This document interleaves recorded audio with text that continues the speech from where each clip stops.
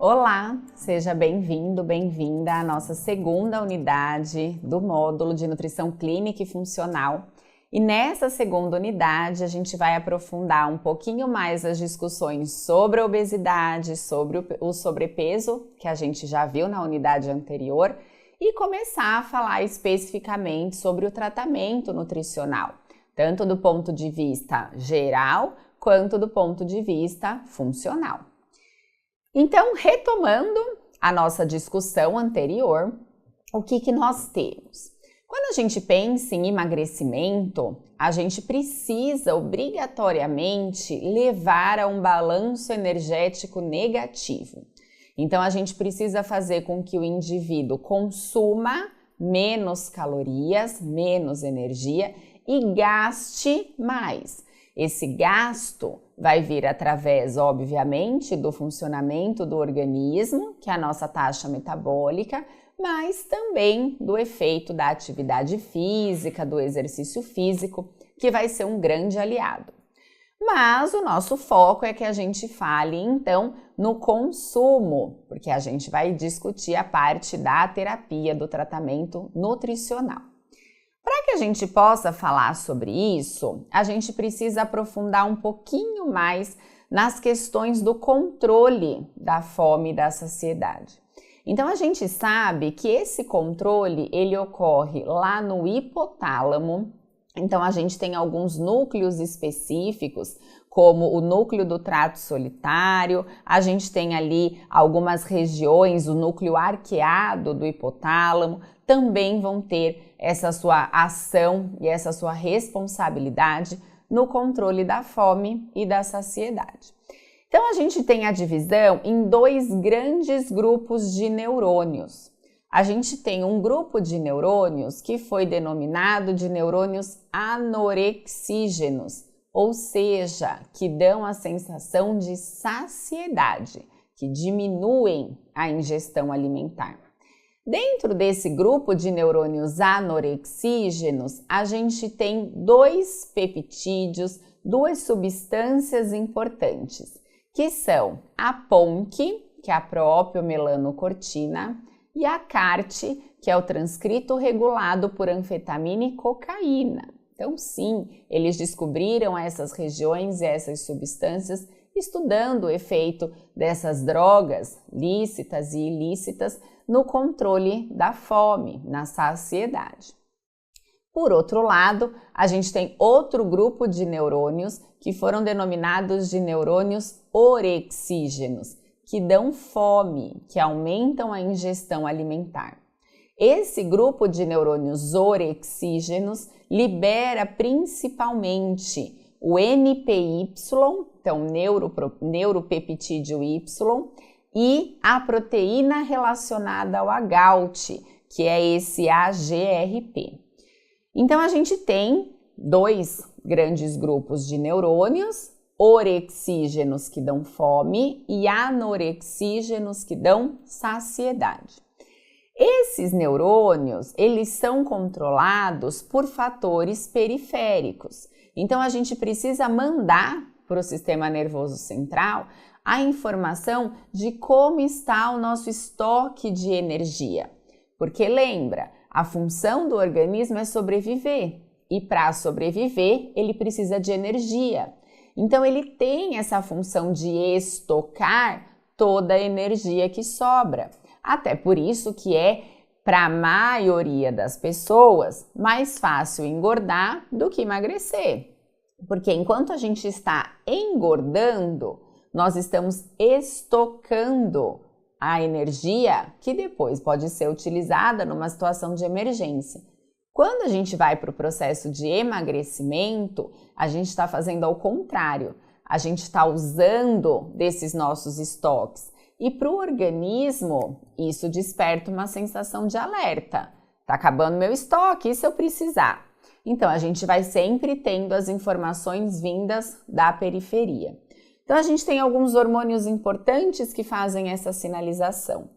Os dois primeiros hormônios, eles foram descobertos por interagir especialmente com o NPY, esse neuropeptídeo Y, e foram a grelina que é um hormônio que é produzido pelo estômago. E se você notar aí na imagem, a grelina ela se liga a receptores justamente nesses neurônios orexígenos. Por isso que a grelina ficou conhecida como hormônio da fome.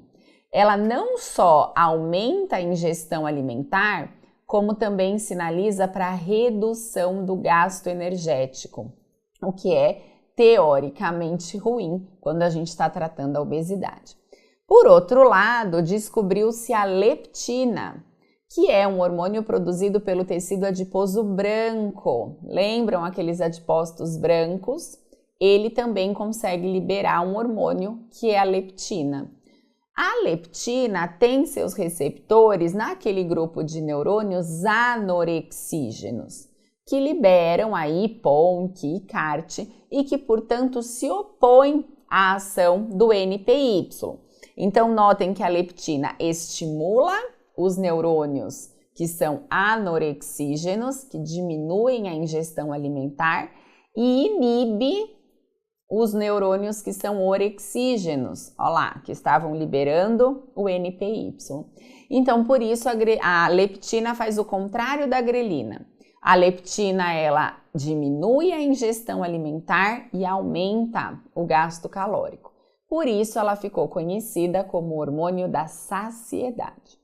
Além disso, a gente tem outros hormônios envolvidos nesse processo de saciedade, como a insulina, que você conhece bem, que vem lá do nosso pâncreas após uma ingestão alimentar e consequente elevação da glicemia, e a colecistoquinina, a CCK, que é um hormônio que vem lá do intestino. Então, quando a gente vai olhar um pouquinho melhor essa relação, a gente vê as mesmas características. Então, notem que nós temos ali o núcleo arqueado do hipotálamo, a gente tem o núcleo do trato solitário, diferentes regiões como a região dorso-medial, ventro-medial e lateral do hipotálamo, fazendo as conexões, tanto para neurônios orexígenos quanto para neurônios anorexígenos. Nessa imagem, então, o que chama a nossa atenção é essa ligação direta entre o trato gastrointestinal, especialmente a região do intestino, e o sistema nervoso central. Então, a gente sabe que quando a gente vai buscar entender as características do controle da fome e da saciedade, a gente tem como característica uma coisa que chama eixo intestino-cérebro. Então, não só a colecistoquinina, mas também como outros peptídeos, por exemplo, o GLP-1, que é o peptídeo similar ao glucagon 1, conseguem fazer a sinalização desse controle da ingestão alimentar. Então, hoje, quando a gente estuda o tratamento farmacológico da obesidade, os principais medicamentos, eles são análogos de GLP-1, funcionam como ele e dão, entre outras coisas, a sensação de saciedade. E olha lá, fisiologicamente, o nosso intestino já libera esse GLP-1. Então, a gente tem essa comunicação periférica acontecendo o tempo todo com o nosso sistema nervoso central e ajudando a ajustar essas sensações de fome e de saciedade.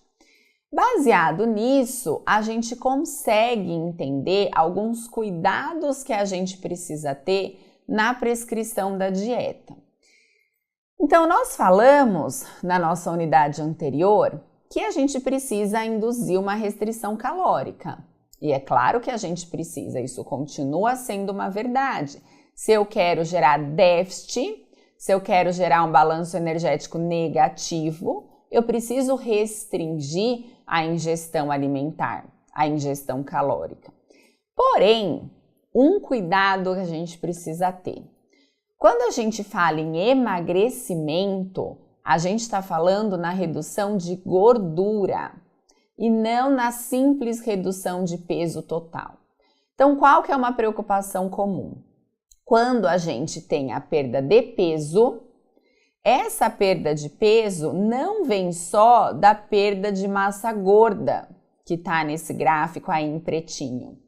Mas note que a gente também teve a perda de massa muscular. Perder músculo é sempre ruim. Então, músculo está associado à manutenção de função, de funcionalidade. E a gente já tem diversos estudos que relacionam uma menor quantidade de massa muscular com um maior risco de mortalidade. Então, a gente nunca quer perder músculo. O que a gente precisa, então, com a nossa dieta? A gente precisa proporcionar a redução da massa gorda e, no mínimo, manter essa massa magra. Por isso que não adianta só a gente contar calorias.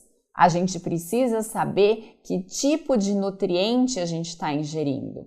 Então, durante um processo de restrição calórica, a gente não pode negligenciar a carga proteica.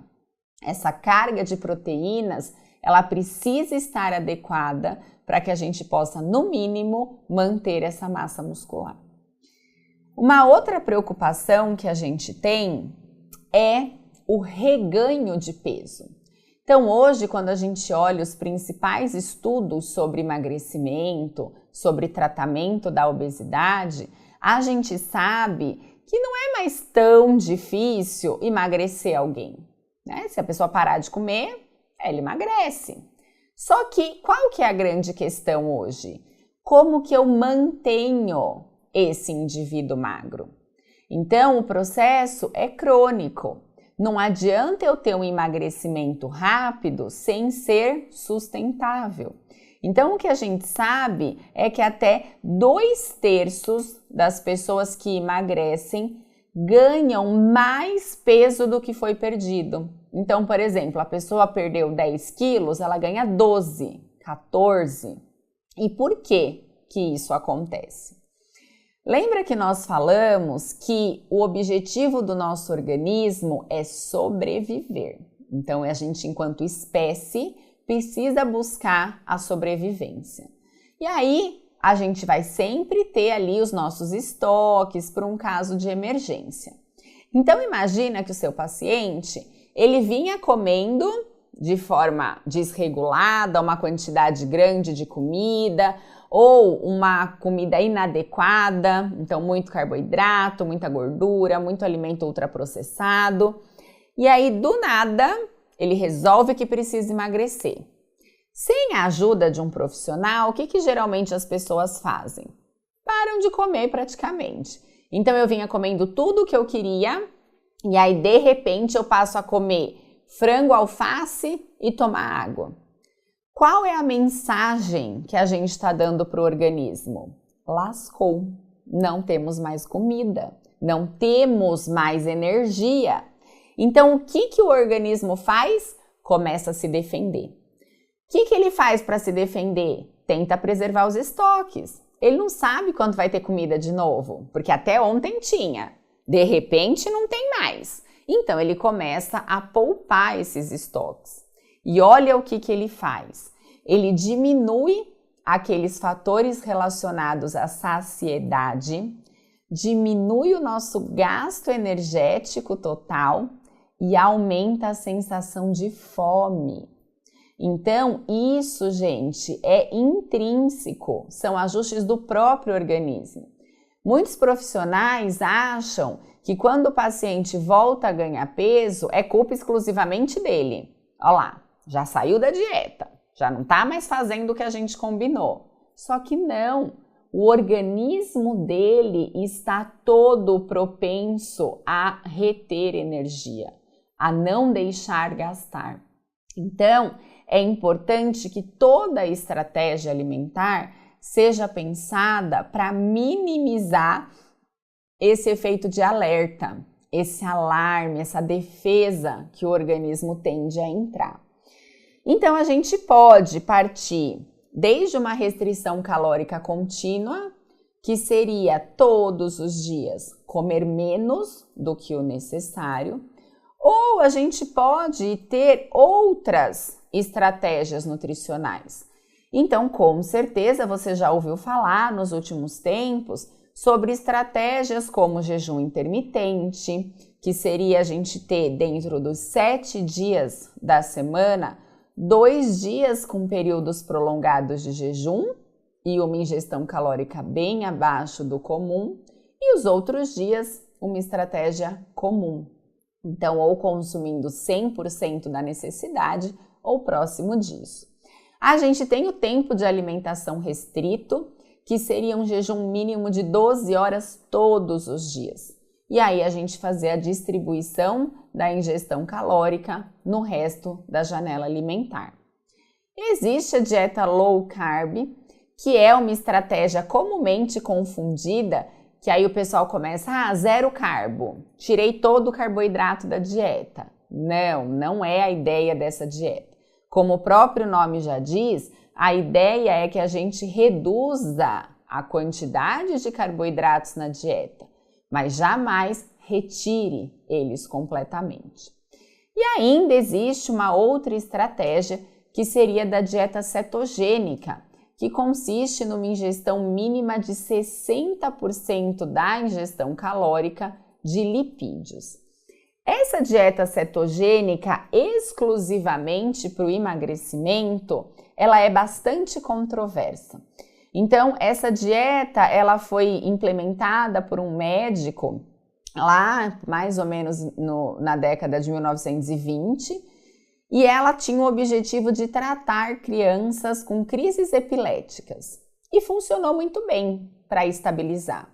Então, os estudos que a gente tem, que são estudos corretos, coerentes até hoje, são nesse sentido da dieta cetogênica para controlar crises epiléticas. A grande discussão da dieta cetogênica para o emagrecimento é o risco cardiovascular. Porque pensa, a gente tem um consumo de 60% de origem de gordura.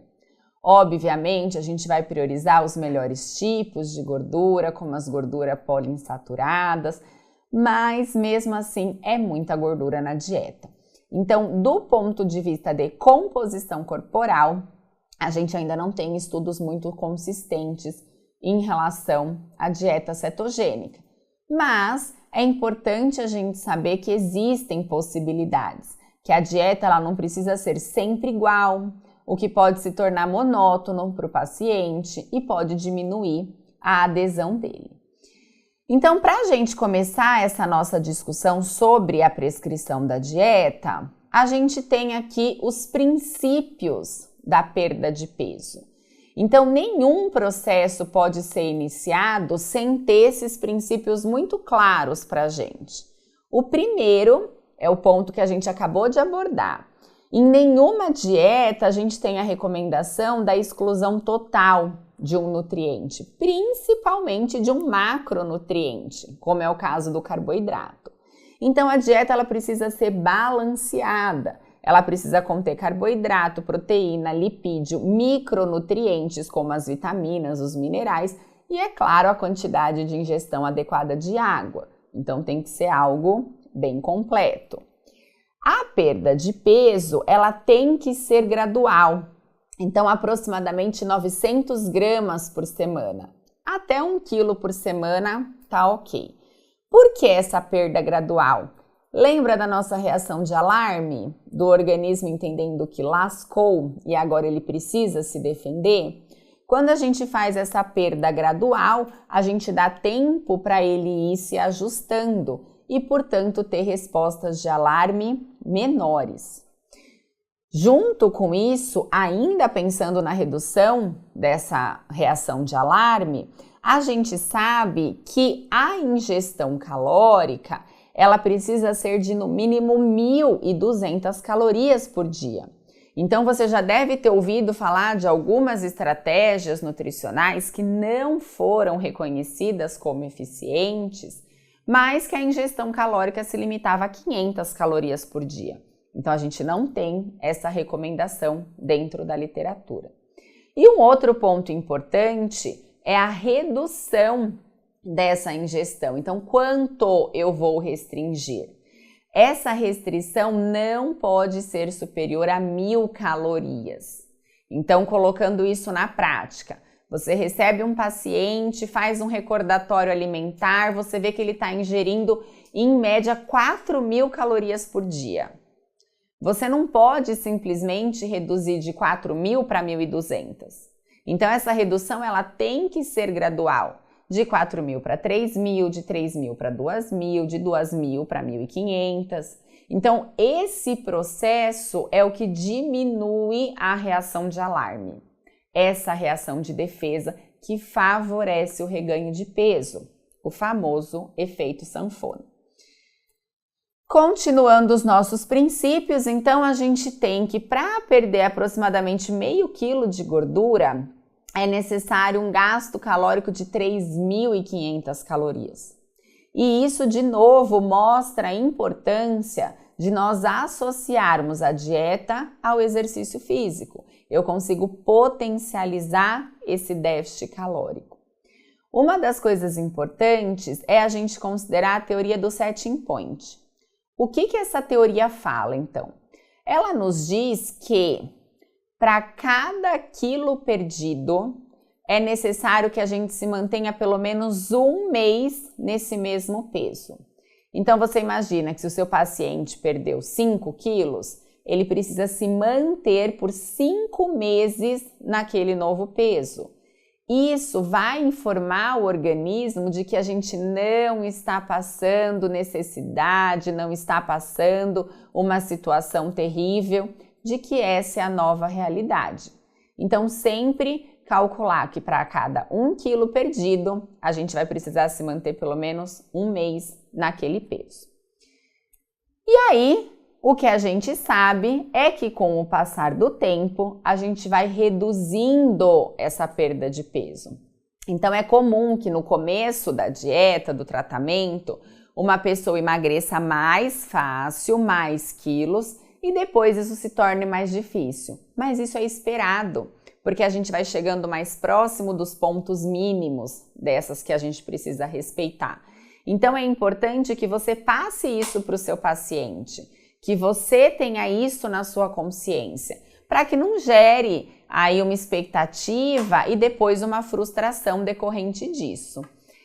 Por último, então, que nós já comentamos, sempre a perda de peso está relacionada à perda de massa gorda e não de massa muscular. Perder músculo é ruim.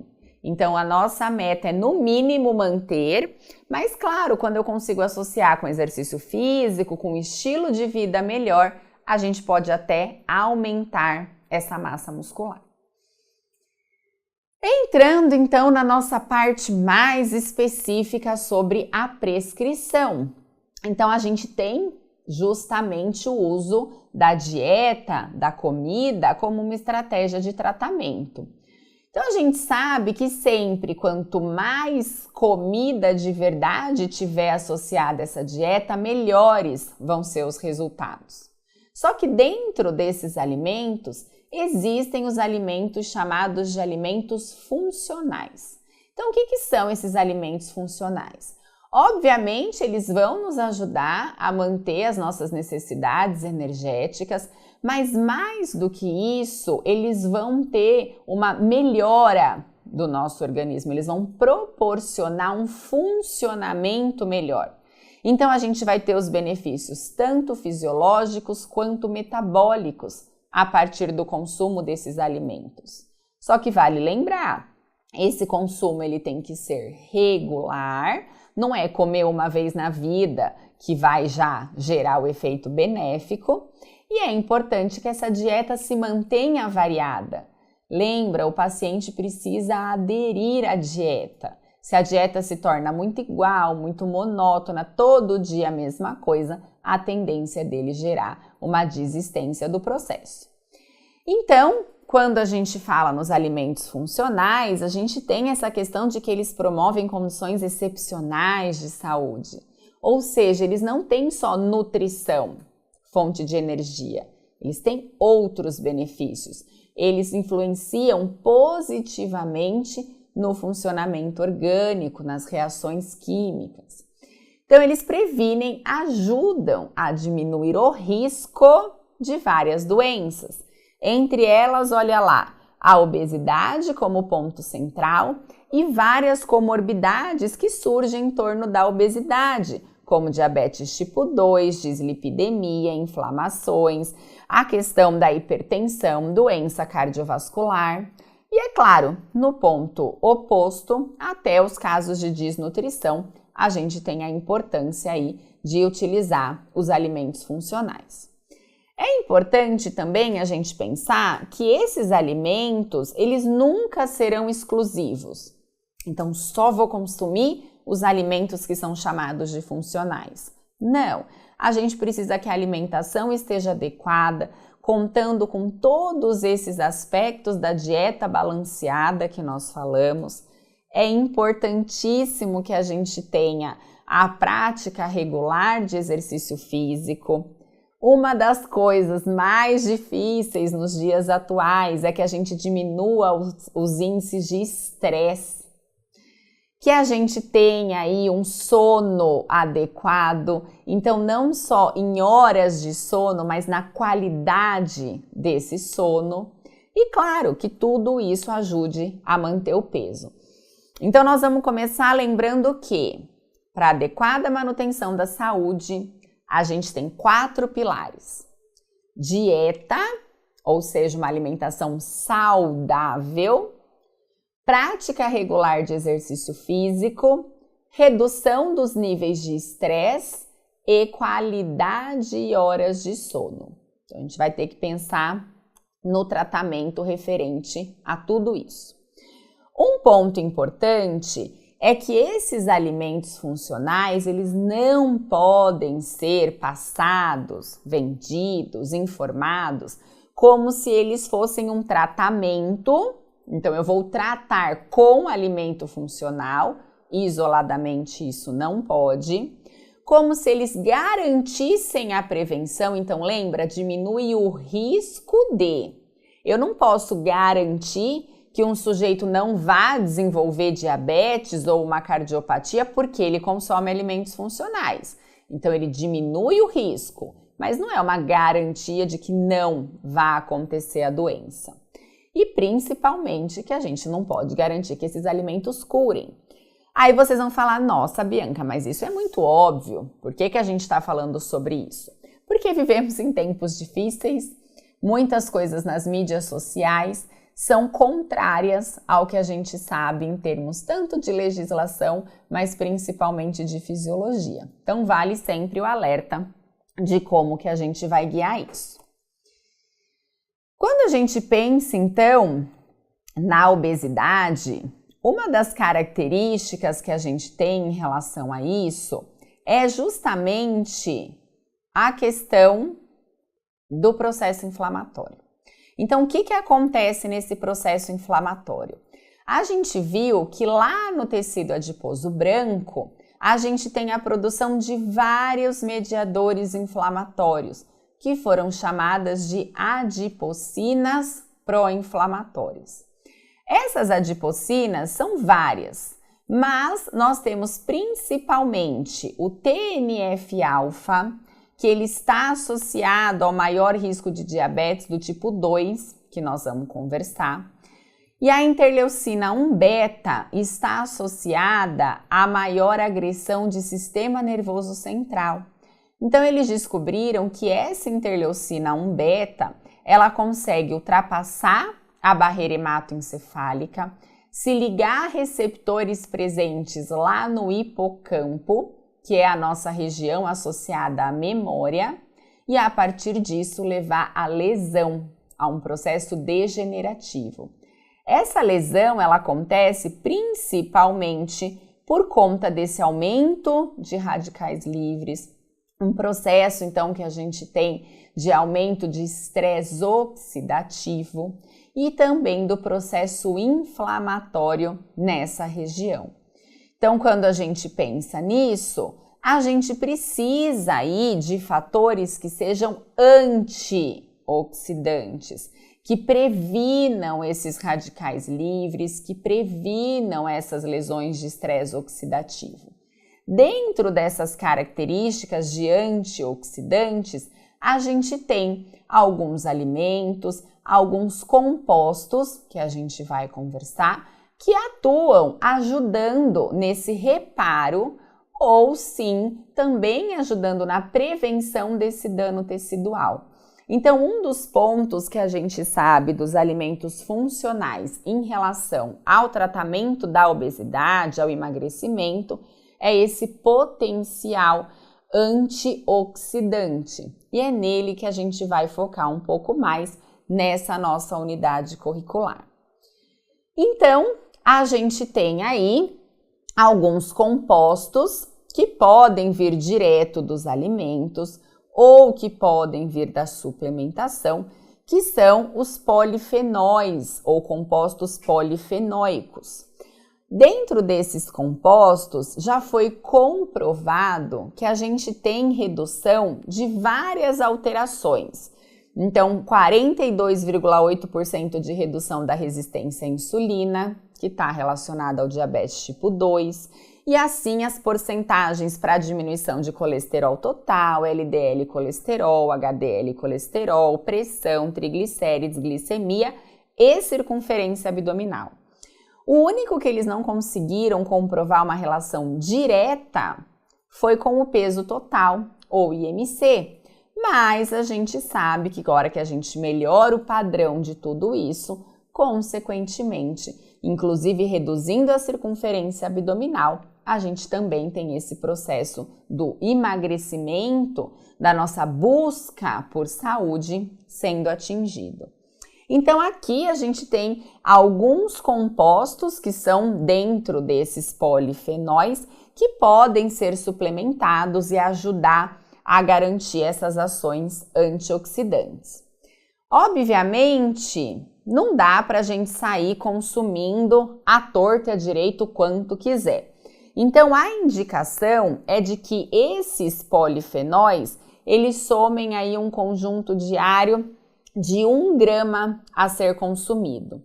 Eles vão produzir diversas reações importantes. Então, a gente já falou da diminuição do estresse oxidativo, inclusive, olha lá, a nível de sistema nervoso central, mas a gente também tem uma parte que é muito importante, que é a melhora da microbiota intestinal. A gente vai falar um pouquinho de alguns compostos que relacionam essa melhora da microbiota. Você já deve ter ouvido, então, aquela história do a microbiota do magro, a microbiota do gordo. E sim, o que a gente consome interfere nessa nossa qualidade de bactérias encontradas no intestino. E essa qualidade de bactérias melhora a absorção, melhora a liberação dos hormônios que nós falamos que estão associados com a fome e saciedade, então acabam tendo um efeito muito importante. Entre esses polifenóis tem um que ajuda, né, que a gente gosta aí de falar, que é justamente o resveratrol. Então o resveratrol ele está associado a essa redução de peso, redução do IMC, da circunferência abdominal, da massa gorda, do diabetes tipo 2 e até uma melhora da massa magra. Onde a gente encontra o resveratrol? Então a gente adora falar que tem resveratrol lá no vinho tinto, mas isso na verdade vem das uvas. Então, por exemplo, um suco de uva integral, concentrado. O próprio cacau também tem resveratrol. A gente vai ver aí ao longo das unidades mais alguns alimentos ricos em resveratrol. A questão do vinho, o que vale a pena a gente comentar? Não é indicado para quem não consome álcool passar a consumir o vinho tinto única e exclusivamente por conta desse resveratrol. Então, aí a gente indica o suco de uva concentrado, integral. Não existem hoje na literatura estudos que orientem o consumo de álcool. Então, tem aquela história mais popular, mas uma tacinha de vinho todo dia faz bem. A gente até tem estudos que mostram isso relacionado a uma maior longevidade, mas sempre para uma população que já é consumidora de álcool. Então, se o seu paciente já consome álcool, é interessante que você oriente a mudar para o vinho tinto. Mas não é indicado que você prescreva uma taça de vinho todos os dias, justamente por conta dos efeitos deletérios relacionados ao álcool. Uma questão importante, então, que a gente tem do próprio resveratrol, dessa característica das quercetinas, então de vários polifenóis, é de que eles estão envolvidos na estimulação de vias relacionadas à biogênese mitocondrial. Então, o SIRT1, que são as sirtuínas 1, a MPK, que é a adenosina monofosfato quinase, podem sinalizar a PGC1-alfa, que é um fator que é coativador dos proliferadores de peroxissomos. E o que isso tudo tem a ver? Melhorando o número de mitocôndrias, a gente diminui o estresse oxidativo no fígado, diminui lipogênese hepática, então acúmulo de gordura no fígado, melhora a captação de glicose no músculo, já que aumenta a quantidade e densidade de mitocôndrias, diminui a adipogênese, então acúmulo de triglicerídeos no tecido adiposo, e diminui o risco de lesão endotelial, que favorece a formação de placas de ateroma e, consequentemente, aumentam o risco de infarto agudo do miocárdio. Então, a gente consegue relacionar bem, fisiologicamente, a ação desses compostos, justificando a sua prescrição na dieta. Agora, então, para a gente ir caminhando para o final da nossa unidade curricular, a gente tem alguns compostos bioativos que também são importantes quando a gente fala da redução de gordura, dessa luta pelo emagrecimento, tanto no sobrepeso quanto na obesidade. Então, um deles é uma espécie de fibra, que é o psyllium. A gente tem esse psyllium principalmente aí de forma suplementada, é uma coisa mais difícil da gente achar nos alimentos comumente, mas ele tem essa característica de diminuir a absorção de glicose e, portanto, reduzir essa quantidade glicêmica, esse pico glicêmico. E também reduzir a absorção da própria gordura. Então, o psyllium está associado a uma maior sensação de saciedade com uma menor absorção dos dois macronutrientes que favorecem muito o estoque no tecido adiposo. Então, as fibras, de uma forma geral, elas têm esse mecanismo de ação de diminuir a absorção dos triglicerídeos, ácidos graxos, do colesterol e de carboidratos simples. Então, a gente diminui a disponibilidade plasmática desses que são os compostos que a gente mais acumula no tecido adiposo. Então, favorece o processo de emagrecimento. Continuando com os compostos bioativos, a gente tem a recomendação do consumo de pré-bióticos. Então, os pré-bióticos seriam aqueles que servem de alimento para aquelas bactérias do intestino. Então, melhoram a proliferação dessas bactérias e aí, obviamente, esses pré-bióticos estão relacionados a uma melhora da proliferação das bactérias boas, que vão ajudar na nossa fisiologia da microbiota intestinal. Então, a gente tem alguns que são a inulina, os fruto-oligosacarídeos e os xilo-oligosacarídeos. Eles vão aumentar, então, essa proliferação, o crescimento dessas colônias de bactérias positivas e conseguir aí melhorar as nossas características de absorção. Então, fazem parte da microbiota do magro. Onde que a gente encontra esses pré-bióticos? Então, a gente encontra em alimentos como chicória, cebola, alho, aspargo, alcachofra, as folhas de dente de leão e até no alho poró. Então, o consumo de pré-bióticos está associado à redução de sintomas como depressão, que a gente tem associado com o processo de sobrepeso e obesidade, da formação de placa de ateroma, que infelizmente também está bastante associado, a gente vai discutir um pouquinho melhor na nossa próxima unidade, e aumenta a saciedade, isso porque melhora principalmente o crescimento de bifidobactérias, que auxiliam naquela comunicação, naquele eixo intestino-hipotálamo, auxiliando nessa redução da ingestão alimentar. Por outro lado, a gente tem também os probióticos. Então, os probióticos já são essas bactérias, então essa colônia aí de boas bactérias que a gente tem.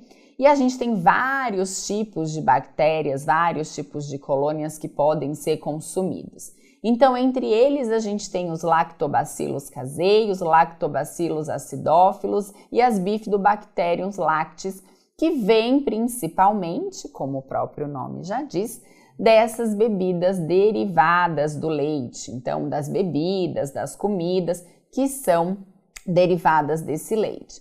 Então, a gente pode ter isso naturalmente, como, por exemplo, através dos leites fermentados, de alguns tipos de queijo, ou de comidas que são enriquecidas com esses probióticos.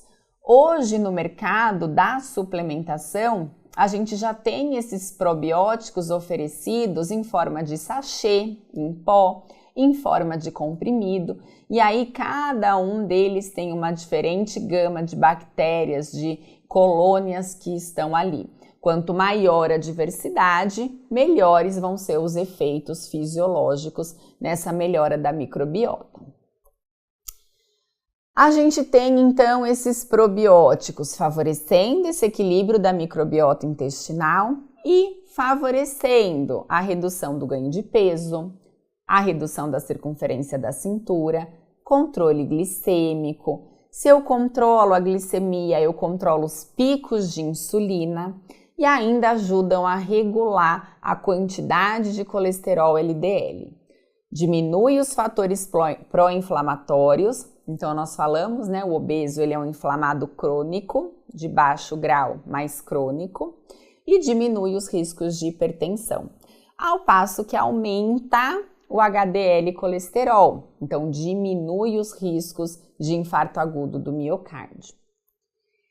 Esses probióticos, então, eles melhoram a nossa barreira intestinal porque eles melhoram, aumentam as células de adesão na mucosa intestinal, diminui o acoplamento, a adesão de diversos patógenos, porque a gente sabe que como a gente tem esse sistema externalizado nas suas extremidades, é muito fácil a contaminação.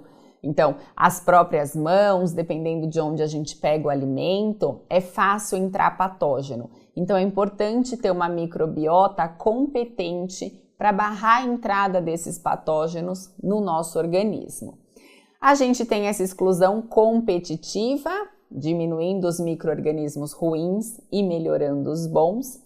Produz substâncias antimicrobianas para esse controle das infecções e auxilia na modulação do sistema imunológico, que caso alguns desses patógenos consigam passar pela barreira intestinal, o nosso sistema imune mais competente consegue favorecer essa eliminação. Além disso, ajudam aí nas vitaminas K, B6, B9 e o consumo diário recomendado é de 5 bilhões desses micro-organismos, dessas microbactérias, por dia por grama. Então, a gente tem várias estratégias de atingir, mesmo através da dieta ou através da suplementação. E para a gente finalizar, a gente tem os compostos que são chamados de simbióticos.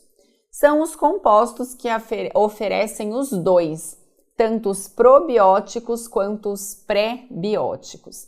Então, isso também é bom porque a gente oferece a colônia e o alimento para ela. Então, eles juntos, chamados então de simbióticos, vão também diminuir os fatores pró-inflamatórios, o risco de infecção, de hipertensão, de hiperglicemia e melhorar a capacidade antioxidante, melhorando o sistema glutationa e melhorando também o sistema dióxido nítrico.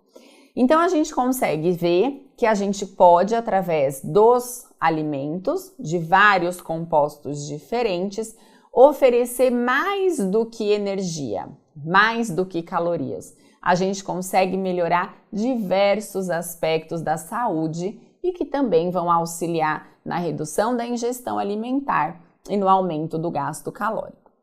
Então, esse é o nosso final da unidade 2. Eu agradeço pela sua companhia mais uma vez na nossa unidade e espero você na nossa próxima unidade para a gente continuar as nossas discussões.